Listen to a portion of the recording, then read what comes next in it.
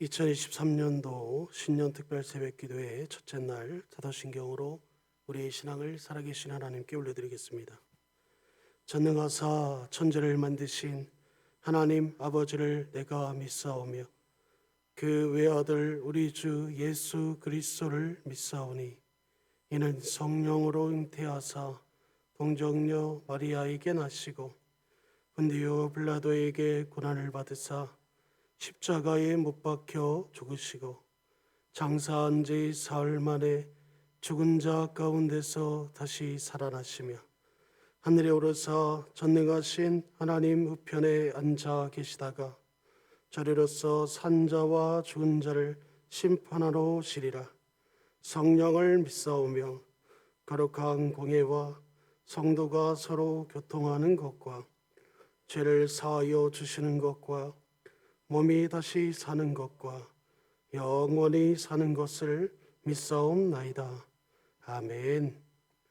찬송가 250장, 찬송가 250장입니다.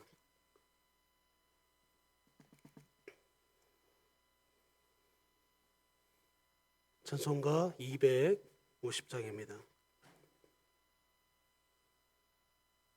찬송가 250장입니다. 그 주의 십자가 보혈로 죄 씻음 받기를 원하네. 내 죄를 씻으신 주 이름 찬송합시다. 찬송합시다. 찬송합시다. 내 죄를 씻으신 주 이름 찬송합시다. 죄악을 속하여 주신 주 내 속에 들어와 계시네. 십자가 앞에서 주 이름 찬송합시다. 찬송합시다. 찬송합시다. 내 죄를 씻으신 주 이름 찬송합시다. 주 앞에 흐르는 생명수 날 씻어 정하게 하시네. 내 기쁨 정성을 다하여 찬송합시다. 찬송합시다.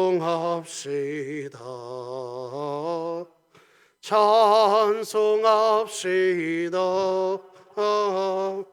내 죄를 씻으신 주 이름 찬송합시다.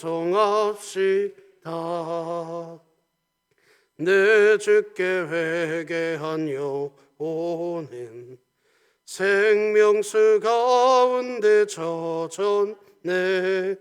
힘없고 순전한 주 이름 찬송합시다. 찬송합시다. 찬송합시다. 내 죄를 씻으신 주 이름 찬송합시다. 아버지 하나님 감사합니다. 2022년 한 해도 어려웠지만 잘 지내게 하시고 때마다 일어나는 어려웠던 상황을 믿음으로 견디고 인내하며 이길 수 있도록 힘을 주셔서 감사합니다. 어렵고 힘들 때 하나님을 의지하고 도움을 구했지만 내면에는 자아가 있었음을 고백하오니 용서하여 주시옵소서. 우리 생활을 올해도 하나님이 주장해 주시기를 원합니다.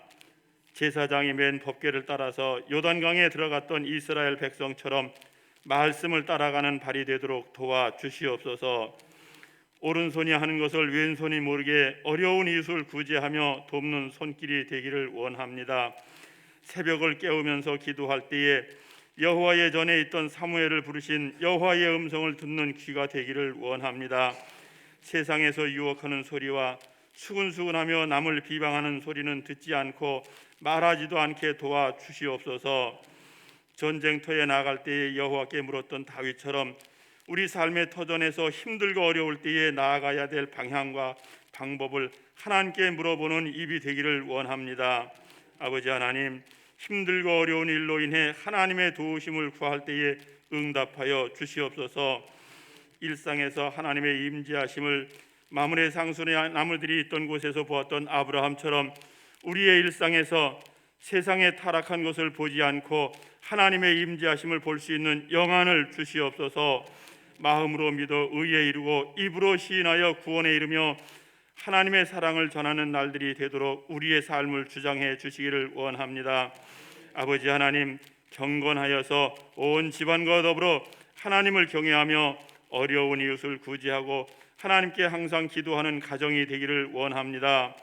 우리 교회는 겸손함과 온유와 오래 참으며 사랑 가운데에서 서로 용납하고 평안에 매는 줄로 하나 되게 하신 것을 힘써 지키며 믿음의 분량대로 모이기를 힘쓰는 교회, 하나님의 사랑을 실천하는 교회, 하나님의 기쁨이 되는 교회 되기를 원합니다. 도와주시옵소서. 올해 계획과 하려고 하는 모든 일들을 하나님이 이루어 주실 줄 믿습니다. 새 일을 행하실 하나님의 역사를 기대합니다. 다음 세대의 믿음의 유산을 물려주는 교육을 잘하도록 도와주시옵소서. 단위에 세우신 목사님 영육이 강건하게 하시며 성령의 도우심을 힘입어 말씀을 전하게 도와주시옵소서. 순서마다 하나님 영광 받으시기를 원하옵고 예수 그리스도의 이름으로 기도드립니다. 아멘. 아멘. 오늘 하나님이 우리에게 주신 말씀은 마가복음 10장 13절에서 22절 말씀까지입니다. 신약성경 71쪽에 있습니다. 마가복음 10장 13절에서 22절 말씀까지입니다.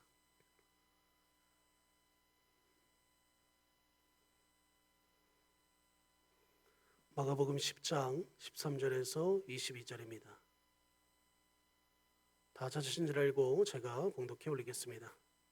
사람들이 예수께서 만져 주심을 바라고 어린아이들을 데리고 오매 제자들이 꾸짖거늘 예수께서 보시고 노하시어 이르시되 어린아이들이 내게 오는 것을 용납하고 금하지 말라. 하나님의 나라가 이런 자의 것이니라. 내가 진실로 너희에게 이르노니 누구든지 하나님의 나라를 어린아이와 같이 받들지 않는 자는 결탄코 그곳에 들어가지 못하리라 하시고 그 어린아이들을 안고 그들 위에 안수하시고 축복하시니라. 예수께서 길에 나가실새 한 사람이 달려와서 걸어앉아 묻자오되 선한 선생님이여 내가 무엇을 하여야 영생을 얻으리까? 예수께서 이르시되 내가 어찌하여 나를 선하다 일컫느냐? 하나님 한 분 외에는 선한 이가 없느니라. 내가 계명을 안 하니 살인하지 말라, 가늠하지 말라, 도둑질하지 말라, 거짓 증언하지 말라, 속여 빼앗지 말라, 내 부모를 공경하라 하였느니라. 그가 여짜오되 선생님이여 이것은 내가 어려서부터 다 지켰나이다. 예수께서 그를 보시고 사랑하사 이르시되 내게 아직도 한 가지 부족한 것이 있으니 가서 내게 있는 것을 다 팔아 가난한 자들에게 주라. 그리하면 하늘에서 보화가 내게 있으리라. 그리고 와서 나를 따르라 하시니 그 사람은 재물이 많은 거로 이 말씀으로 인하여 슬픈 기색을 띠고 근심하며 가니라. 아멘.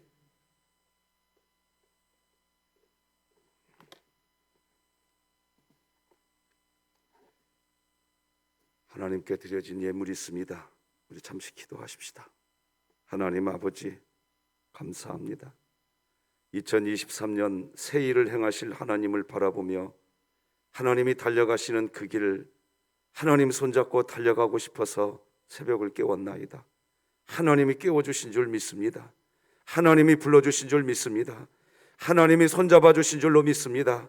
그것을 믿기에 하나님께 감사한 마음, 기도의 제목을 담아 이 시간 예물 올립니다. 하나님 기뻐 받아 주시고 이번 신년 특별 새벽 기도 기간에 우리 몸과 마음과 제물을 올려드리며 하나님을 경배하게 하여 주시옵소서. 예수님의 그 놀라우신 십자가 사랑, 구원의 능력과 은총이 덧입혀지는 이번 신년 특별 새벽기도에 되게 하여 주시옵소서. 올려드린 귀한 예물 흠양하여 주시기를 소망하며 예수님의 이름으로 기도드립니다. 아멘. 할렐루야. 잘 오셨습니다. 정말 잘 오셨습니다. 이번 5일 동안 기독교의 구원이 무엇인지 정립하는 기회가 될 것입니다. 원고가 많기 때문에 부지런히 나가겠습니다. 정신 바짝 차리고 말씀 들으시면서 말씀의 역사가 여러분의 심령 안에서 뿌리 내리고 줄기를 뻗고 꽃을 피고 열매를 맺기를 주님의 이름으로 축복합니다. 자, 우리 화면 보고 같이 한번 외쳐봅시다. 오늘도 시작. 우리는 구원받았으나 죄인이며 오직 하나님의 사랑으로 살아가는 그리스도인이다. 아멘. 자, 오늘 말씀 제목은 하나님께 드림으로 온전해지지 않는다. 우리가 뭘 하나님께 드리는 것으로 온전해지는 거 아닙니다. 지금부터 말씀 나누겠습니다. 성경은 우리에게 이렇게 말을 합니다. 바로 하나님의 나라를 어린아이와 같이 받들지 않는 자는 결단코 천국에 들어가지 못한다고 말입니다. 마가복음 10장 15절 같이 읽습니다. 시작. 내가 진실로 너희에게 이르노니 누구든지 하나님의 나라를 어린아이와 같이 받들지 않는 자는 결단코 그것에 들어가지 못한다. 천국 못 간다는 겁니다. 한마디로 정리해 버렸습니다. 하나님께서 저에게 두 자녀를 선물로 주셨습니다. 이제는 둘 다 커서 법적인 성인입니다. 하지만 하나님이 저에게 주신 두 자녀가 갓 태어났을 때, 어린아이일 때 저희 두 아이는 엄마 아빠가 없으면 살기 어려웠습니다. 그게 어린아이입니다. 성경이 말하는 어린이, 하나님 나라에 들어갈 수 있다고 하는 성경이 말하는 어린아이라고 하는 캐릭터는 그런 어린이를 이야기하는 겁니다. 돌봄을 필요로 하는 캐릭터입니다. 혼자서는 할 수가 없습니다. 혼자 있으면 무서워집니다. 두렵습니다. 반면에 성경을 보면 어린이와 대비되는 캐릭터가 나옵니다. 바로 젊은 부자 관원입니다. 젊습니다. 부자입니다. 그런데 거기다가 관원입니다. 그러니까 명예, 권력, 재물 다 가지고 있는 사람입니다. 결국 육체적인 활력도 있는 젊은 사람이고 돈도 많고 명예도 있고 권력도 있고 다 가지고 있습니다. 그런 모든 것을 가지고 있는 사람과 성경은 그런 사람과 어린아이와 그런 젊은 부자 관원과 어린아이를 딱 대비시켜서 지금 우리에게 보여주고 있습니다. 어린아이는 젊은 부자 관원이 가지고 있는 육신적인 힘, 명예, 권력, 재물 아무것도 없습니다. 그게 어린아이입니다. 그게 어린아이 캐릭터입니다. 그런데 그런 어린아이 같이 되어야 천국 간다는 겁니다. 젊은 부자 관원과 같은 캐릭터가 되면 천국 못 간다는 겁니다. 나는 우리 진흥교회 성도님들이 이 세상에서 하나님을 믿는 신앙생활을 하다가 천국 갔으면 좋겠습니다. 내가 목표를 어떻게 해야 되겠습니까? 나는 진흥교회 교우들이 한 명도 빠짐없이 성경에 보면 이런 말이 있습니다. 둘이 맷돌을 갈다가 똑같이 맷돌 가는 그 일을 했습니다. 그런데 한 사람은 들림 받고 한 사람은 들림 못 받는답니다. 우리 교회는 똑같이 맷돌을 같이 가른 두 사람이 다 천국 가야 되지 않겠습니까? 교회가 구원받는 통로가 되어야 되지 않겠습니까? 믿습니까? 어린아이 되시기 바랍니다. 여러분, 오늘 우리가 본문으로 본 마가복음 10장을 보면 다시 말하지만 이 젊은 부자 관원과 어린이, 이 두 캐릭터, 즉 어린이와 젊은 부자 관원의 이야기가 붙어 있다는 겁니다. 성경은 젊은 부자 관원과 어린이 이렇게 비교해서 우리들이, 성경의 독자인 우리들이 보아야 누가 천국에 들어가는 사람인지를 알 수 있다는 겁니다. 이렇게 비교해서 보아야 됩니다. 그래야 다시 말하지만 누가 천국에 들어가는 진리, 복음을 가진 진짜 그리스도인인지 그렇게 비교해서 보아야 알 수 있다, 그런 겁니다. 그래서 이 어린아이와 젊은 부자 관원의 이야기는 마태복음, 마가복음, 누가복음, 즉 공관복음에서 모두 다 동일하게 등장하고 있는데 마태, 마가, 누가 복음에 등장하는 이 어린아이와 젊은 부자 관원의 이야기는 항상 붙어 있습니다. 여러분 오늘 집에 가서 찾아보세요. 이 어린아이와 같이 되지 않냐면 결단코 천국에 들어가지 못한다, 이 말씀 한마디 하시려고 마태복음, 마가복음, 누가복음 세 개 다 똑같이 어린아이 이야기 할 때마다 하나님은 젊은 부자 관원 이야기를 항상 붙여놓으셨습니다. 이걸 비교해서 봐야 된다는 거지요. 하나님과 우리 사이의 관계를 설명해 주려고 하는 겁니다. 하나님과 인간 사이의 관계는 인간이 하나님으로부터 뭔가를 받는 게 있고 인간이 하나님께 뭔가를 드리는 게 있습니다. 즉 어린아이와 같은 캐릭터는 하나님으로부터 뭔가를 받아야 하는 캐릭터입니다. 젊은 부자 관원과 같은 캐릭터는 하나님께 뭔가를 드려야 하는 캐릭터이고 뭔가를 하나님께 바쳐야 하는 캐릭터입니다. 그래서 젊은 부자 관원은 나는 음란하지 말라, 간음하지 말라, 도둑질하지 말라, 하지 말라 다 했다는 겁니다. 그런데 예수님이 뭐라고 얘기합니까? 아직도 한 가지 너에게 부족한 것이 있으니 네 재산을 다 팔아서 가난한 자들에게 주라. 그러니까 그거 못하겠다고 하고 도망가 버리지 않습니까? 하다 도망가 버립니다.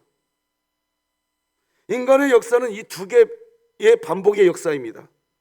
그리고 성경이 우리에게 이렇게 이야기하고 싶은 것은 하나님이 인간에게 뭔가를 받고 싶다고 말하는 책이 성경책이 아닙니다. 성경책은 무슨 책입니까? 하나님이 인간에게 뭔가를 주고 싶다고 말하는 게 성경책인 것입니다. 성경책은 뭐냐? 하나님이 우리에게 영원한 구원을 주고 싶다고 하는 책이 성경책인 줄 믿으시기 바랍니다. 계속해서 인간이 뭔가를 하나님께 드리려고 하면 하나님은 나는 너희에게 뭔가를 받고 싶은 게 아니라 나는 너희에게 주고 싶다, 그 이야기하고 있는 게 성경책입니다. 인간이 생각하는 신은 인간이 뭔가 신에게 드려야 할 것처럼 생각합니다. 그래서 인류에 나타나는 이 땅의 모든 종교는, 여러분, 기독교는 종교가 아닙니다. 기독교는 생명입니다. 여러분, 종교라는 말이 뭡니까? 종교는요, 인간이 신을 찾아가는 겁니다. 그래서 이 땅의 모든 종교는 인간이 신에게 뭔가를 바쳐야 된다는 것으로 구성되어 있습니다. 그런데 기독교는 종교가 아닙니다. 왜? 다시 말하지만 종교는 인간이 신을 찾아가게 되어 있습니다. 고행을 하든 선행을 하든. 그런데 기독교는 생명입니다. 기독교는요, 신이 인간을 찾아왔어요.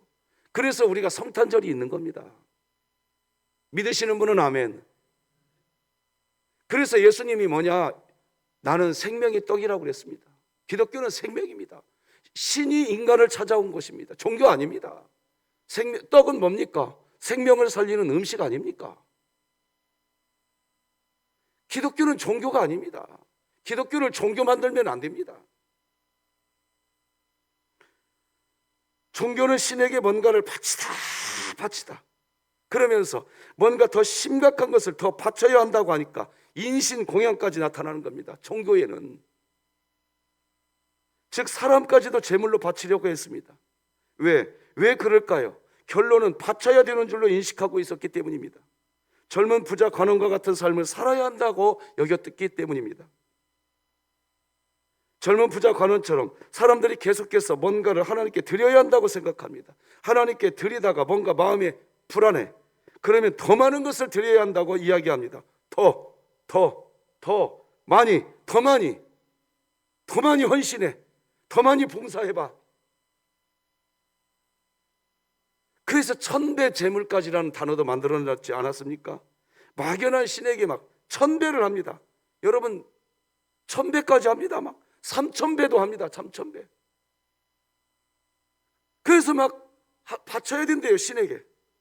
반면에 어린아이와 부모님의 관계는 그 반대입니다. 어린아이와 부모님과의 관계에서 부모님이 어린아이에게 뭔가 시키나요? 아닙니다. 어린이를 위해서 부모가 일을 합니다. 단지 부모가 어린이에게 뭔가를 시키게 된다면 그것은 부모 자신을 위해서 어린아이에게 뭔가를 시키는 게 아니라 어린아이 그 존재 자체, 어린아이 존재 자체의 유익을 위해서 어린아이에게 시키는 겁니다. 그러면 여러분이 성경을 보시면서 이렇게 생각하실 것입니다. 아니 목사님, 성경을 보면 하나님께서요 인간에게 뭔가를 가져오라, 인간에게 바치라, 그런 이야기가 많이 등장하는데 하나님께서 영광 받으실 수 있도록 바치라고 하는 말씀이 많이 나오는데 목사님 그건 뭐예요 그러면? 그 질문하실 수 있습니다. 맞습니다. 성경을 보면 하나님께 바치라 명령 나옵니다. 예를 들면 이런 것입니다. 출애굽기, 너는 네가 추수한 것과 네가 짜낸 집을 바치기를 더디하지 말지며, 민수기, 바치는 제물로 여호와 앞에 드릴지며, 여호수아, 그 성과 그 가운데 있는 모든 것은 여호와께 온전히 뭐하되 바치라는 말 나옵니다. 자, 지금부터 귀 쫑긋하고 들으셔야 됩니다. 여러분, 진흥교회 박충건 목사가 짜낸 이야기 아닙니다. 이게 기독교의 정성입니다. 지금부터 잘 들으십시오. 맞습니다. 성경을 보면 분명히 하나님께서는 우리에게 명령하셨습니다. 하나님께 바치라, 드리라, 온전히 드리라, 이런 명령이 성경에 많이 나옵니다. 등장합니다. 그런데 아셔야 됩니다. 왜 하나님이 인간에게 뭔가를 바치라, 하나님께 가져오라, 하나님께 온전히 드리라, 이런 명령을 하나님이 왜 하셨을까요? 성경이 왜 그런 내용을 왜 기록하고 있을까요? 하나님이 뭔가를 분명히 바치라고 하신 기록이 있습니다. 하나님께서 뭔가를 바치라고 하셨지만, 그런데 나는 그것을 원하는 게 아니다, 이 말씀을 계속해서 하시려고 하는 겁니다. 일단 너희가 바치다가, 바치는 삶을 살다가, 그렇게 하다가, 그렇게 하나님께 바치는 삶이 안 된다는 것을 깨달으라는 겁니다. 따라서 하십시다. 바치다가 바치는 삶이 안 된다는 것을 깨달으라. 그거 깨달으라는 게 하나님의 명령입니다. 오늘 쫙 풀어드릴 테니까 귀 쫑긋하고 들어주십시오. 가야 될 길이 뭡니다. 이번 5일 동안 이거 딱 정리하고 한 해를 달려가고 싶어서 그러는 겁니다. 자, 성도 여러분, 다시 말하지만 너희가 바치다가 바치는 삶을 살다가 그렇게 바치는 삶이 안 된다는 것을 깨달아야 된다는 것, 바치는 삶을 온전히 우리 인간이 온전히 살 수 없다는 것을 깨닫는 그 사람, 바치려는 삶을 살다가 하나님 나는 연약합니다, 하나님 나는 실수합니다, 하나님 나는 넘어집니다. 그래서 찬송가도 있지 않습니까? 오늘도 나는 실수합니다, 오늘도 나는 넘어집니다, 이런 찬송 있지 않습니까? 그러면서 어떤 사람을 하나님이 구원을 주시느냐? 하나님, 나는 오늘도 넘어집니다, 나는 오늘도 실수합니다, 나는 오늘도 연약합니다, 하나님 도와주시옵소서. 바치다가 실수하고 넘어지고 안 된다는 것을 깨달으라는 겁니다. 하나님이 누구를 구원해 주시느냐?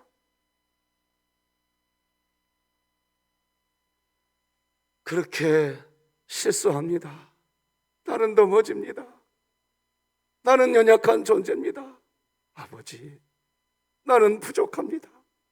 그 사람에게 하나님의 은혜가 임할 줄 믿으시기 바랍니다. 그래서 하나님은 우리에게 뭔가를 바치려고 하셨지만, 인간이, 사람이 하나님께 뭔가를 계속해서 바치다가 나는 하나님께 모든 것을 다 바치는 인생을 내가 살 수가 없구나 하고 하는 이것을 깨닫고, 나는 하나님이 기존 삼은 그대로, 하나님의 그 율법 그대로 순종할 수 없는 존재구나 라고 하는 것을 깨닫고, 나는 할 수가 없습니다, 다시 말하지만 나는 연약합니다, 나는 실수합니다. 예수님이 오늘 젊은 부자 관원에게 야 도둑질하지 말아라, 간음하지 말아라, 내 이웃을 사랑해라, 뭐 이런 얘기 쫙 했더니 관원이 그잖아요. 나 그거 다 했어요. 의시됩니다. 다 했다고. 그 예수님이 질문하잖아요. 그러면 네가 이웃 사랑하는 것까지 했냐? 그랬더니 못하고 도망가잖아요. 오늘 본문이 지금 뭘 보여주고 있는지 우리가 봐야 됩니다. 우리는 바치는 삶 못 삽니다. 못 살아요. 연약하다, 부족하다 하나님께 엎드려 보세요. 저는 요 근래 우리 교회 병약한 성도들을 전화 신방을 하든지 신방을 하든지 뭘 하든지 그분들과 만나서 대화하면 이구동성으로 딱 한 가지입니다. 인간은 연약하다. 따라서 하십시다. 인간은 연약하다. 하나님 앞에서 내가 연약합니다, 나 치료해 주세요. 그 사람에게 은혜가 임하더라고요. 그 사람에게.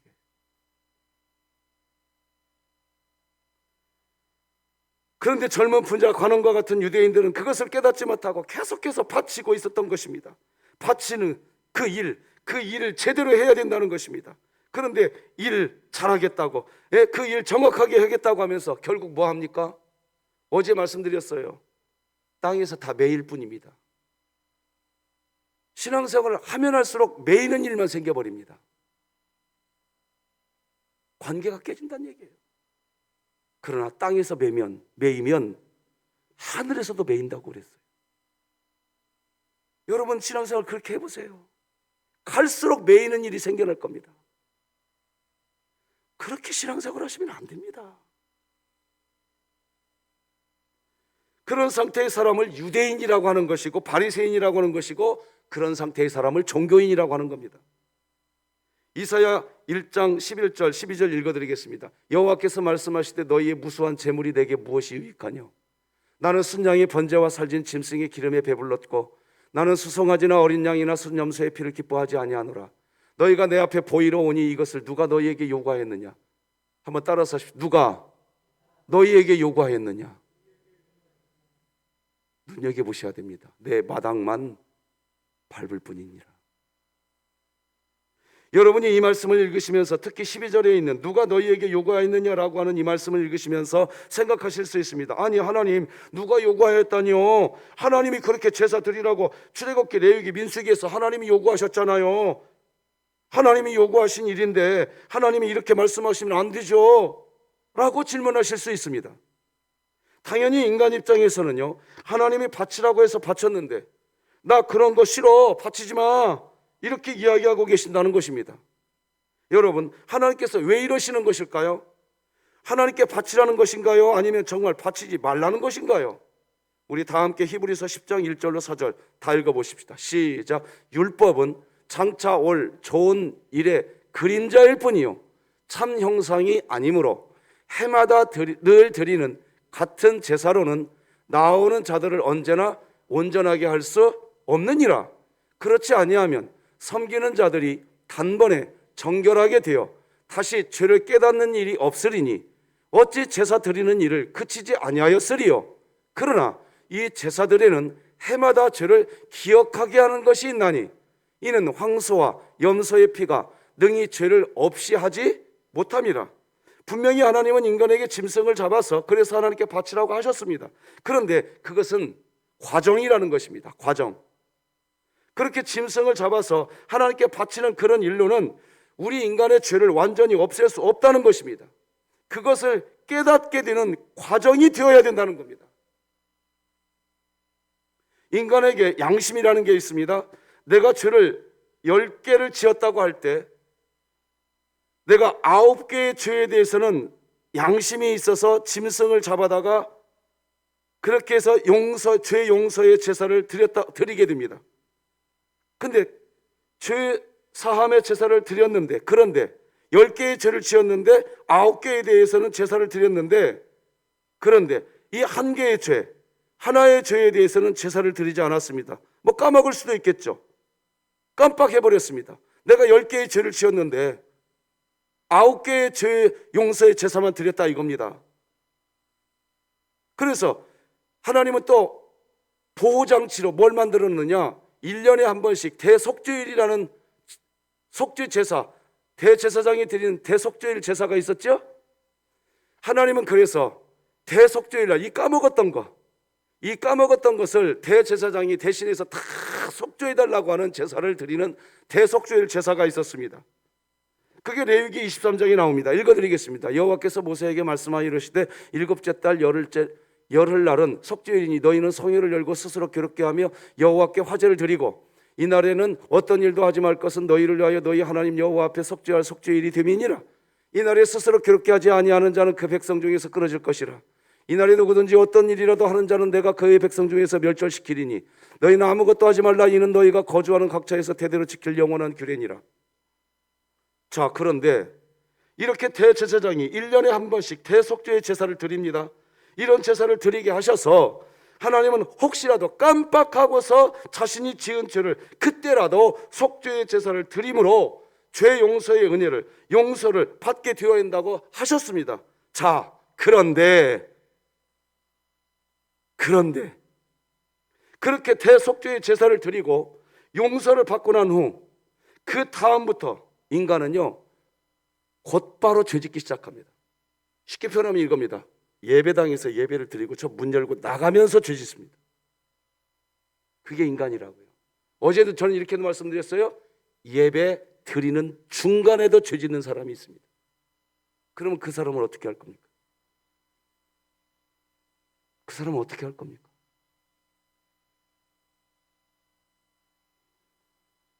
문제는 이제 또다시 죄를 범하게 되는데 매일매일 속죄 제사를 매일같이 자기 죄를 범하게 되고 그 죄가 생각날 때마다 제사를 드려야 합니다. 레위기 4장이 이렇게 기록하고 있죠. 레위기 4장 만일 이스라엘 온 회중이 여호와의 계명 중 하나라도 부지중에 범하여 허물이 있으나 스스로 깨닫지 못하다가 그 범한 죄를 깨달으면 회중은 수송아지를 속죄제로 드려요. 그렇게 해서 내가 지은 죄가 있으면 빨리 또 제사를 드려야 됩니다. 이렇게 자신이 죄를 지은 것을 깨닫게 되면 또다시 제사를 드려야 합니다. 그렇기에 구약시대에는 자신이 지은 죄를 정확하게 찾아내서 자신이 지은 죄를 정확하게 찾아내서 그래서 제사 드려야 합니다.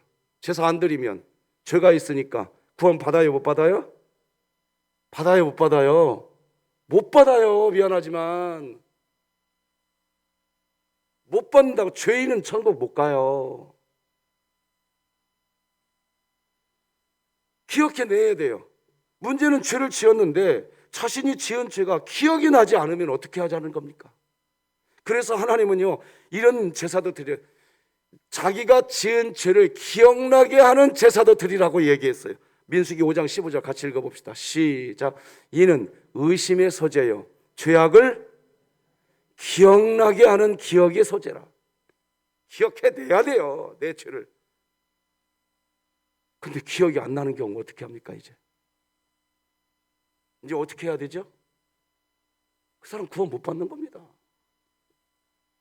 왜? 죄가 있으니까. 자, 조금 더 설명해 볼까요? 이렇게까지 해서 자신이 지은 죄를 회개하는 속죄의 제사를 드려야 하는데, 그런데 문제는 정말 기억이 나지 않는다는 겁니다.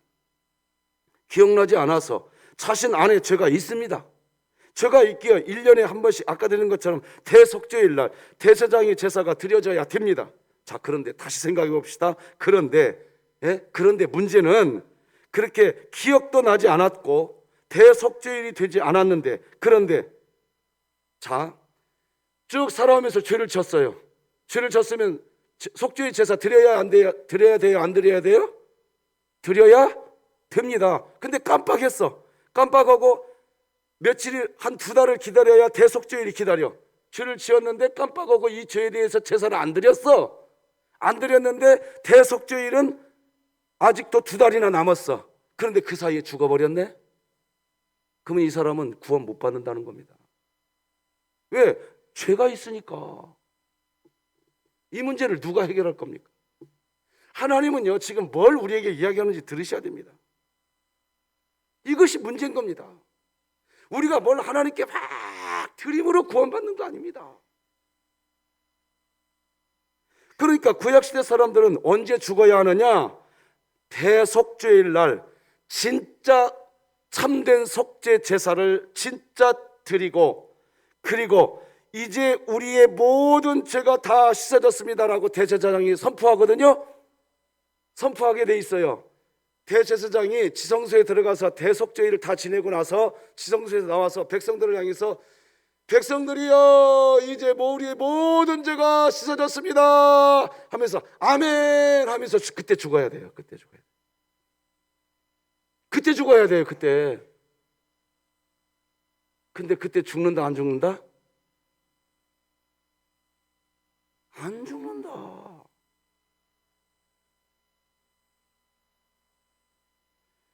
우리가 지금 신약시대에 살고 있으니까 이것을 잘 모르지만 구약시대 현장에 한번 가보세요. 한번 상상을 해보시라고요. 죄가 없어야 구원받는다니까요. 그것을 염두에 두고 구약시대를 한번 상상해 보시라고요. 누가 구원받습니까? 평생을 이 사람이 제사를 한두 번 드렸겠어요? 하나님께? 송아지도 가져왔고 염소도 가져왔고 양도 가져왔고 비둘기도 가져왔고 갖가지를 가지고 와서 하나님께 바치는 삶을 평생 살았을 겁니다. 그런데 대제사장이 여러분의 모든 죄가 다 씻어졌습니다 선포할 때 아멘 하면서 꼴까닥 그래 해야 되는데 그때 꼴까닥을 못한 것 때문에 구원을 못 받아버린단 말이에요. 여러분 지금 제가 짠해서 지어내서 설교하는 거 아니에요. 지금